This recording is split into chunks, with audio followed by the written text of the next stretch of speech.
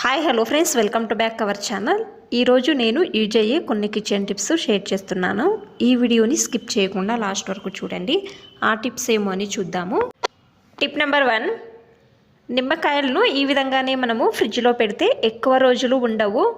మీరు ఏదైనా ఒక న్యూస్ పేపర్ కానీ లేదా వేస్ట్ పేపర్లో చుట్టి ఫ్రిడ్జ్లో పెడితే ఒక 15 నుంచి 20 రోజుల వరకు బాగా ఉంటాయి.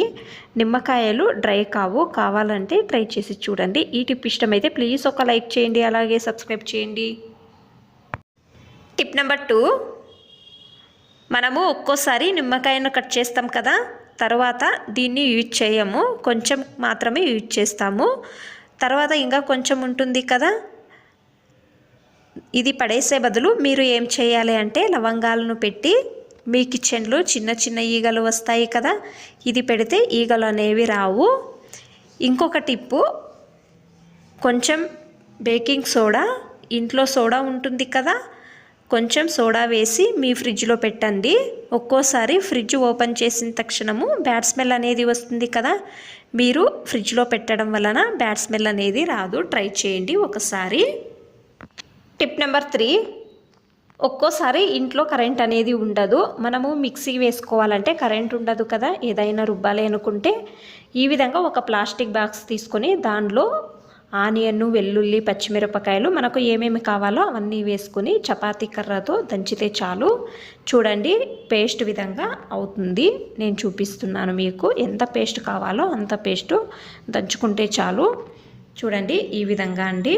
చూడండి ఎంత నీట్గా అయ్యిందో. ట్రై చేసి చూడండి ఒకసారి. టిప్ నెంబర్ 4, ఆనియన్ పొట్టును ఏం చేస్తాము, చెత్తబుట్టలోకి పడేస్తాం కదా, ఇక పైన పడేయకండి. నేను ఒక బౌల్లో ఆనియన్ పొట్టును తీసుకున్నాను.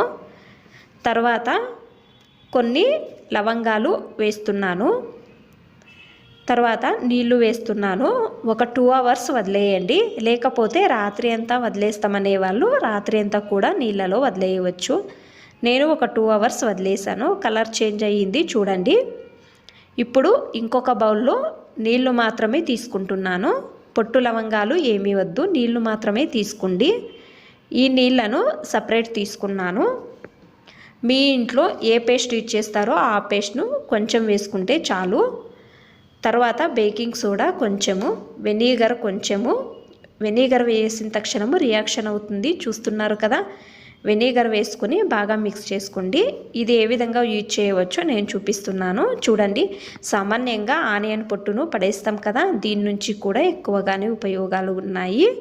ఈ లిక్విడ్ చేసుకొని మీరు రాత్రి పడుకునే ముందు మీ కిచెన్లో ఎక్కడెక్కడ బొద్దింకలు, బల్లులు తిరుగుతాయో అది మీకు తెలుస్తుంది కదా. ఈ గ్యాస్ స్టవ్ కింద, సింక్ కింద, గ్యాస్ స్టవ్ పైన ఎక్కడెక్కడ బొద్దింకలు, బల్లులు తిరుగుతాయో అక్కడంతా స్ప్రే చేస్తే ఈ స్మెల్ ఒక విధంగా ఉంటుంది.